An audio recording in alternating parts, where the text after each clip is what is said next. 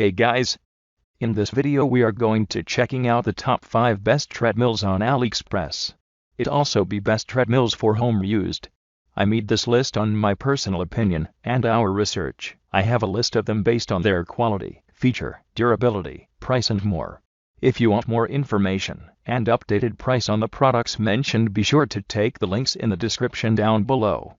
Also make sure you subscribe to my channel and click on the bell icon to stay update latest technology reviews. So let's get started.